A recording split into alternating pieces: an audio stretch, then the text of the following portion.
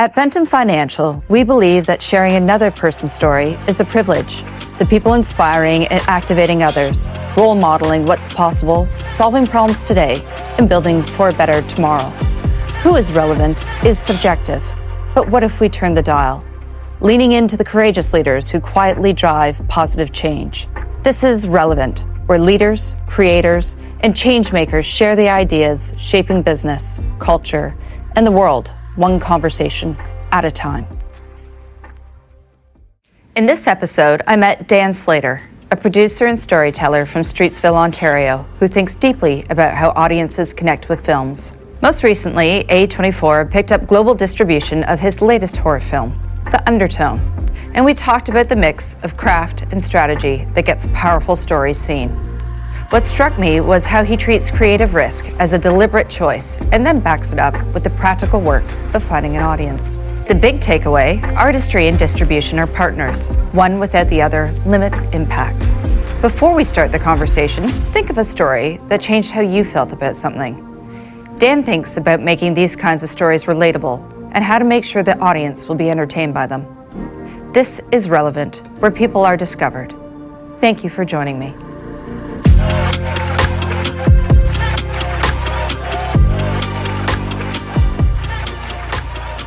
Debbie McGrath with Ventum Financial. Today, I'm interviewing Dan Slater of Slaterverse Films. Yeah. Dan and I are going to have a conversation today about film, your latest and best, The Undertone, as well as the industry overall in Canada. So Dan, thanks so much for being with us today. Yeah, it's good to be back. Looking forward to our conversation.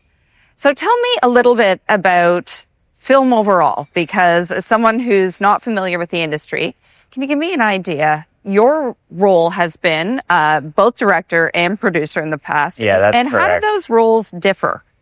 Wow, that's a big question off the gate. And I think that's the thing that most people get confused about the most. So what I would say is the producer is looking after the day-to-day, like the overall big picture of how to make a movie. So they get everybody there. They make sure that everybody has everything they need. They make sure they're safe, insurance, all that kind of fun stuff.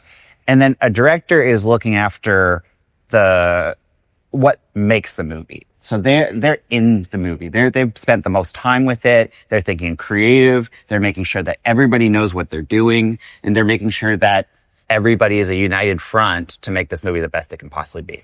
So in terms of timeline, the project arrives to you. Does it come from a writer? How is the story pitched from the beginning? Yeah, so I would say that generally the first thing is a script. So that can be sent a lot of different ways. I get cold emails all the time with scripts. I have agents send me scripts, sometimes friends. And then we'll start working on it. And there's a lot of development that goes into a script before it gets to the next phase, which is showing it to the world. So I'll often work on a script with someone for a year, maybe 2 years even, to get it to a point where I feel like we can start talking to people about getting it made. And the next step is figuring out what your budget is, where you want to make it, and how you want to finance it, because there's so many different ways to finance a movie. And then you do what's best for that script. You know, someone once told me that every script has an outline. Like you read a script, you're not shoving that into a current structure. You need to make it for that script. Every movie is different. So it's my job as a producer to find that perfect fit for the script and get it made. So when you think about the talent, which is typically what we all hear about with a film, where in the component does that fit in the process? Well, honestly, I love when writers write with an actor in mind. You know, you only have one chance to make your movie the best it can possibly be, so make it with the person you want. And, you know, maybe don't write it for Tom Cruise because he's a little hard to get. Yeah. But think about who is somebody that maybe you have a connection to, maybe you love, maybe it's someone you grew up watching and you think, oh, this is a different role they've never played before. So casting is maybe the most important part of a film. Like it is the thing that makes that film come to life. So really consider it when you're writing that script and start thinking about how you put it in front of that person, because people want a great movie. People want to act in movies that they're in love with. So just believe in it and get it to the right people. So we have the luxury today of being at Sunbelt Rentals, which is, it looks like the library of everything awesome. I love it here. That looks like a play zone. Yeah. So tell me, do you have When you're planning the movie itself and you're thinking about the equipment, I assume you must be thinking about all the logistics of location, the complication of transportation of how to get all the equipment there, and then the equipment itself. Do you have a favorite piece of equipment?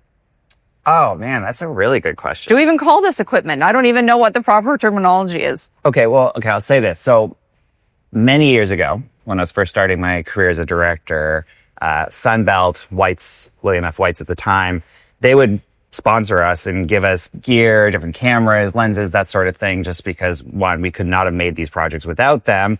And they were fostering our careers. They wanted us to become... They're supportive. Yeah, they wanted us to become people in the industry. So we shot a music video here, and we had a 360 rig on the camera, so we could spin it entirely around. And we built this big living room set with all the furniture bolted to the side of the wall. So it looked like the actress was standing on the wall, but floating, but then we were also spinning it. So at that moment, that was like, I was geeking out. It's cutting edge. Oh, it's just so cool. Like that's the, you dream of making movies. You want to make space movies. You want to make big movies, Star Wars, and that felt like my Star Wars at the time. And when you think of today and how far you've come on that journey, when you think of the ultimate set for you now, what's that? I mean, this is going to be a little bit of a lame answer, but the ultimate set for me is a safe set. And that is when I learned how to produce. Is my job as a producer is to make sure that everybody is safe, both physically, but also has the space to create. So I like a set that is, one, fun to be in. This is a job where we work long hours, and I want to make sure that everybody is feeling good, that they're not burnt out.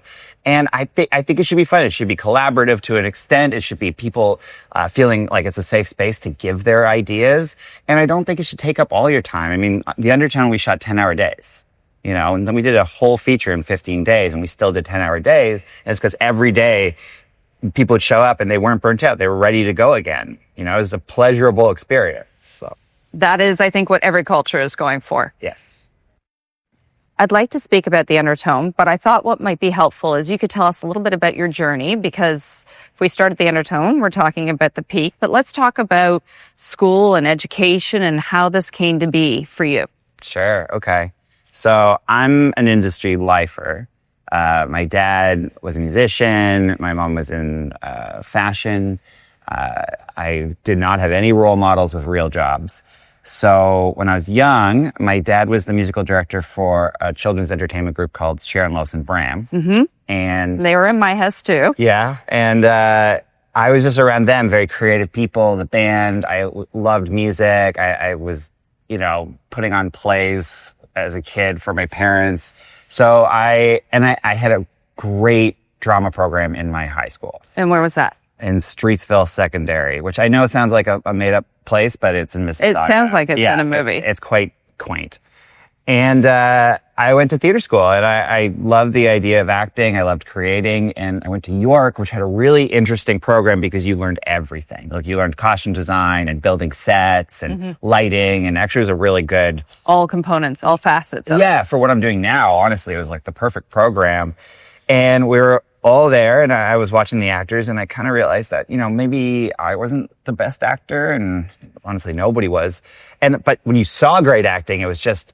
clicked. Oh, it was striking, and I got to see some amazing plays there. They put a rendition of The Seagull, and it's just this beautiful thing. So I started falling in love with the craft of it. This is a real long backstory to get to producing, I know. So I just started learning by doing. I made probably 15 shorts as a director. Me and my friends bought a tiny little camera called a Canon T2i. We had a nifty 50. It was $80. We moved to LA thinking we were going to be famous. We shot a post-apocalyptic trailer in Death Valley. Oh, amazing. And we just tried and failed and did things and made bad things and really enjoyed the process of it. So I had been directing for probably 5-6 years and working in advertising, commercials, that sort of thing. And I started really falling in love with producing because, the idea, again, enjoying craft, finding a great script, finding a great director. I thought that I could be, a director's producer. right? Someone who understood what they were trying to do and approach it in a way that, again, made it possible to have this great product at the end. So the Undertone, it's not my first feature. I'd produced a few features before. So I did watch the trailer to the family, which, by the way, terrifying. Yeah. Terrifying. Yeah, family's scary. It looked really scary. So that you did have a step in there from directing, which was successful. Yeah. And then some time passed, of which you were working on. Well, I mean, to be honest, so I did the family. It did very well in festivals. Yeah. So we got to go to Busan, South Korea. We got to go to Brazil, the UK. We showed it everywhere. It had a really great reception. And it kind of fell short in distribution. Okay. Because I just don't think the people that were running it really knew what to do with it. And so for that reason, it's kind of on the shelf. You know, it's really hard to find. And those actors in it are incredible, and all the people that made it. Like, that was a real set. We show up. I mean, you know, against Sunbelt, they gave us 18Ks and washrooms, and like you show up and you felt like you were on a real Hollywood set just with no people. Like, there was like 10 of us and we were all children and we were running around trying to move these cranes, and we shot it in a forest and a farm field. So it was a bootstrap. It was bootstrap, but it looked big, and I feel like the product was big because of it. The quality was amazing. Thank you. I wanted to keep doing it, and I started producing because of the family. And I'm not saying I won't direct again, but I really enjoy producing. So the Undertone was a friend of a friend's script, came across my desk. It was 230 pages long, which is way too long. That's a long read. It's a really long read. Long read. And it was brilliant. And it had every single detail mapped out. It had every shot. It had every sound design note. It had frames from other movies of what he wanted. So Ian Tawasin, the director-writer of Undertone, I went to his house. We talked about what we were trying to make together. This was 15 months ago. And in 7 months, we raised the funds to do it. We shot in 15 days. We finished it 2 weeks before we went to Fantasia and opened our premiere at Fantasia. And then 2 weeks later, A24 bought the film. That is a very short turnaround time from shooting to financing and to delivery. So were you sleeping at all? I haven't slept in years. That goes with the industry. Yeah. But when you love what you do, who needs sleep? Let's talk about the Undertone. So I've watched the trailer. So spooky. I actually told my kids all about it. Before we go into about the Undertone itself, there is such a love of horror now. Yes. You and I grew up somewhat in the same time where the genre was a little bit more visual. I know the Undertone is very sound-based. Yes. But we grew up with spooky Linda Blair and The Exorcist. Exorcist really got me. It was terrifying. Yeah. I think about things like Nightmare from Elm Street. Terrifying. Yeah. We all had that fear of going to sleep at night and the idea of our veins being cut and walking. So horror has really connected with the younger generation today. Sure. I've heard conversation that it's about of the anxiety and instability that we live in globally, and it's tapping into that. So tell me why horror is your thing. Well, I think, one, there's so much room for creativity in horror. You know, you talk about The Exorcist and Nightmare on Elm Street, and then you look at what's big today, you know, Weapons, The Conjuring. You know, it's hard to find, you know, what makes those movies the same, right? Like, there's lots of ways to scare people. And Blair Witch was very different at its time. Terrifying, because I was one of the people that for sure thought that was real. You know? My husband did too. Yeah. Well, because it's kind of fun to think that way. Like, how fun is it to scare yourself, right? Like, spook yourself a little bit, or, you know, sometimes, like, if you ever turn off the bathroom light, like, would you ever, you know, and people have to say something to conjure the demon into a mirror? Oh, would like you do that? smile? No. Yeah. God, no. Those things were terrifying because maybe it is real. You don't want to play that game. You don't want to roll the dice. I don't want the ghosts to show up and prove me wrong. No. You know? No. Yeah, I think that, one, horror works theatrically because nothing better than being scared in a group of people and sharing that experience. And I think that especially post-COVID, people are still looking for that communal experience. So horror also doesn't need big stars to drive it. It's just about the fear. It's about getting got. Like I think that the best thing about horror right now and genre in general is that there's so much space to play and it's getting more creative. So with the creativity, let's talk about budgets a bit. Does that cost more for you? Because are you having to add elements either by the editing? Because horror, as I understand, is a little bit less expensive than if you're doing a production like a Mission Impossible, which most people would be familiar with. Sure. I think that, you look at the Undertone and it's the subtlety that's scary about it. Or look at Paranormal Activity, right? One of the scariest movies ever made. It was a scary franchise. Made for $18,000. No. Yeah. Wow. The original one. And because all it did was weaponize the feeling you get when you're alone in your house and the lights are off and you hear a noise and you don't know what that noise is, and then your imagination takes over. So I think it's a genre that really uses the imagination and really brings the audience in. Like, it's not spoon-fed. It's something that the audience gets to take part and they get to have their theories and they get to enjoy the ride. And that's what we want to do, is make something that's very experiential.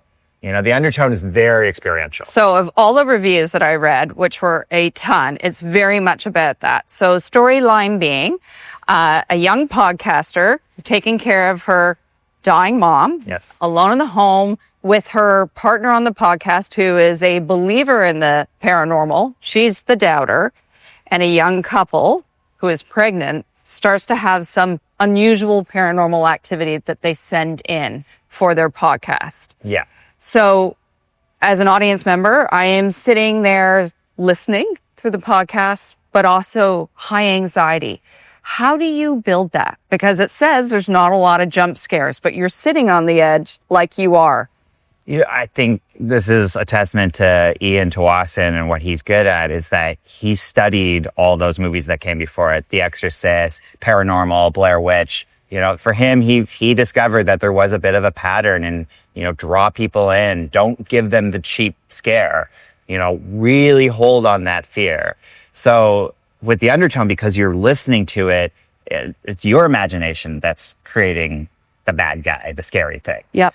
And your imagination will always create something scarier than I can in a movie, especially with the budget the Undertone was. So we just really sit that fear deep in the subconscious. And I think that also with, her taking care of her mother, I mean, like we've all been in that vulnerability. Yeah, or can think of a time that we might be. Yeah. Especially with, baby boomers getting older. There's going to be a lot of people that are going to need that kind of care. And I think that the nice thing about Fantasia, people came out of the screening and they said, that's the scariest movie I ever saw. That is consistently what people are saying. Yeah, but also shared a story of how they were taking care of their parents and how it was cathartic to see some of the things that Evie goes through, that they shared that feelings. Maybe some of the things that they feel guilty about, like not having time or not wanting to be the person who is taking care of them. So I think that it's also a cathartic experience and one that people will relate to really well. So A24 was a very big moment for you. Yes. So you're finished filming. You've got the package together. You're at Fantasia. Yeah. Tell me when A24 walks in. Well, I'll even roll it back a little bit. While we were filming the movie, all we talked about was A24. That was our goal. That was your dream Yes. distributor. We're all just big fans. The Witch is the reason I make horror. That was the movie I thought I could make this kind of horror. Midsummer and, everything they're doing, like they don't miss. So we would actually, we would finish filming and we'd take a scene and we'd put it to the Hereditary soundtrack and we'd all watch it together. And that's how we knew if we were doing well or not. Because if it wasn't scary with the Hereditary soundtrack, it wasn't scary. Okay. So we were hoping that somehow we could put it in front of them with the hype of Fantasia and our partners, Steven Schneider at Spooky Pictures, Luke and Will at 3 Arts, Black Fawn Distro, all of them together combined to, one, get the marketing where it needed to be, get some buzz, but then put it in front of, honestly, everybody. It was A24, it was Neon, Eli Roth, we got to watch it. And the thing that actually really surprised me is how fast people moved. within a weekend, everybody had watched that movie. And people were texting us saying, this person got it. Why can't I get it? And it was so fast. So competitive. And Friday to that Sunday, our lives changed. That's incredible. Your TSN turning point. That was definitely our TSN turning point. So do you think with our phones, that also helps the hype move fast? Yeah, for sure. But it doesn't create itself. Black Fun Distro was heading up the marketing of the film, and they put it in front of influencers, they put it in front of film reviewers, and that wasn't by accident, it was by design. Fantasia, the film festival, is such a good film festival for this. They think about marketing, they bring out film lovers. And then afterwards, you watch the film together and you go to the bar and you talk about it, and these people have seen more movies than I will ever see. Right. These are real cinephiles. And getting to open a festival like that, not the biggest in the world, but something that's so dedicated to the craft and specifically genre, that's what launched our film. I don't think it would have come out of another festival in the same way. So how does A24 elevate you now? So what's the process? I mean, first of all, they're marketing geniuses. Mm-hmm. So I'm so excited to see what they're going to do with the marketing campaign. We've already been talking about it. And they're so filmmaker friendly, and, not giving away any tricks of the trade or anything, because obviously I want to be respectful for what they do. But right from the beginning, we have such a good relationship with them. I can text Vilma, my exec. I can ask questions. It doesn't feel like I need to be on when I'm speaking with her. It's a conversation. So they're your partner and they're accessible. Absolutely. And I think that is the thing that maybe surprised me, because, I had A24 on a pedestal, right? Like they were the top. They are the top for me. And what you make up about them. Sure. But then your experience is different because they're relatable. They're film fans. Yeah. And they believe in this movie, and they believe it in a way that they're focused on getting us what we need and not telling us what we need. And, we're very early on in our relationship. Obviously, we're working up to our theatrical release, which will be sometime between January and March of next year. But already this is a company that I can't wait to work with over and over again. And, it's really cool to see that both, as tastemakers, as the top of their field, they haven't lost that thing that made them great, which is the love for cinema. So when you look at to award season, okay, do you think that there's a possibility around sound? Because everyone is talking about how special this is. I mean, look, that'd be cool. I'm not holding my breath. I am enjoying this moment. All I care about is that more people will see this movie than anything I've ever made before. And that should be the goal. So let's talk about numbers in the Canadian film industry overall. Sure. GDP is about 14 billion. The foreign investment is about 8 billion, and it employs 240,000 people a year. What impact do you think the tariffs may have on that? Because it's a very important part of the economy, both in Toronto and Vancouver. I mean, look, all that time ago, I don't remember what month it was when we first started hearing about tariffs. I'm not going to say that I didn't start thinking about it. And I don't know if I've ever received that many texts before of people asking me what was going to happen. Mm-hmm. And what I did was I called and texted a few people that I know, mentors that I have, wondering, what they thought of it. To be honest, I don't think that we're in a time where you can predict anything, but all you can do is live day to day and just continue focusing on your work. I'm not deeply concerned at the moment with it because the people that I know that are doing far bigger and better things than I am aren't deeply concerned about it. I think that if it happened, we're a very resilient country. We've gone through things before. You look at SARS, you look at COVID, we've come out of it. So I think as long as you focus on just doing the best work you can, that's all you can do. And what's special to you about the Canadian film industry? We have such a strong foot in it. If you can consider compared to some other places you've worked, what do you think is unique? Well, I think that we have great crews. Our people on the ground making the film are so talented. But also we have very creative minds. There is a lot of very talented people coming out of Canada. And I don't know what that is. Maybe it's just, having a place that is safe to create, not having to worry about other things as much. Maybe it's the education system. I mean, for me, my high school teachers are the reason I'm here today. And, or maybe it's that, I mean, like, I literally wouldn't be here without our healthcare. I would be dead 100 times over, you know? Like, I'm a person with kidney disease. I've received a transplant and I'm still making movies, and it's because of them. So I don't know if that's what makes Canada special, but there is something about us, like, we create in a different way. And maybe it's because we create without finances in mind. Like, we're uninhibited by a budget. We just are dreamers and we're believers, and maybe that's all you need. And look, I love aspects of the American system. You know, I love how fast everything moves. And when people champion something, they get on top of it. And I mentioned, you know, when people started watching the movie, they watched immediately. They dropped what they were doing and they went and watched a movie. That's something I have to get better at, you know, because people move fast. They don't want to miss out on something that has potential. So that's something I think we can learn from. But I hope to bring more work to Canada. I love the people here. I love the work they do. I think there's so much untapped potential in our creators, our writers, our directors, our producers. So I hope to continue working here. Not completely, but like, let's build it up. This is your place. I love Toronto. Toronto is such a cool city. And we didn't think that for a long time. I think Canadians very much have a insecurity, particularly we have such a fancy neighbor, but I'm starting to hear the drumbeat, particularly having just watched Eugene Levy, an SCTV group where they got together and spoken about it. We did just recently, of course, with Ryan Reynolds releasing I Like Me of John Candy. You're starting to see a Canadian pride, where we're starting to, I think, wipe off a little bit of what we see as the folksy, maybe the folksy feel we have around ourselves. We're just not the shiny North American diamond, but I think our uniqueness is starting to come through, and that appreciation for what makes us different is also something to be proud of. Yeah, and being proud of something doesn't mean you have an ego about it. You can be proud of what you've done. You don't need to feel cocky or a certain way. I think this is a good time to celebrate Canadians, and I agree. Like, that John Candy doc is unbelievable. And you look at the kids in the hall, and you look at all, you know, Eugene Levy and Catherine O'Hara, who all came out of a production of Hair.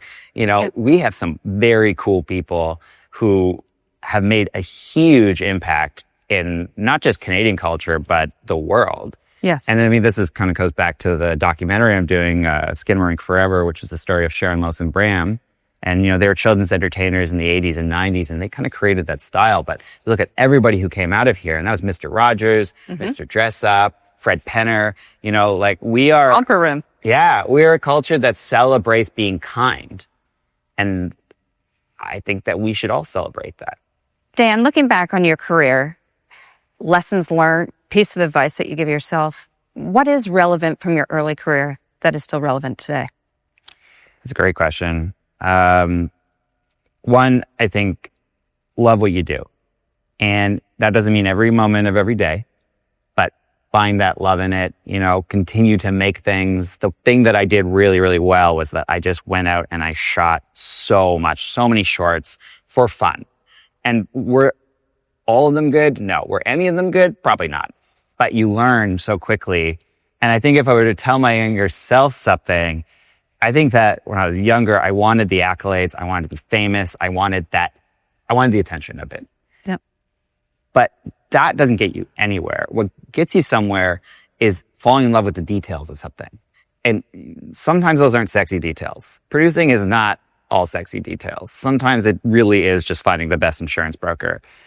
But it's learning to love those things, because when you do those little things, you give yourself a chance to succeed. Dan, thank you so much for your time today. This has been such an interesting learning experience for me to hear about the film industry, to learn about you. I can't wait to see the Undertone with, like, my ears plugged, because it's going to be so scary. You can watch, like, you know, you do one of these. I might. I do. No, but I can still hear it. That's what's going to be so scary about it.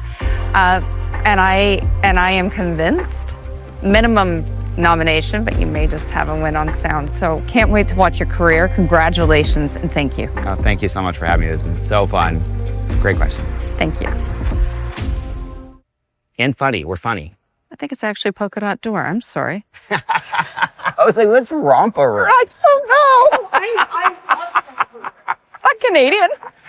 I don't know. You freaking float with it just fine. You're like, Romp around. Grew up on it.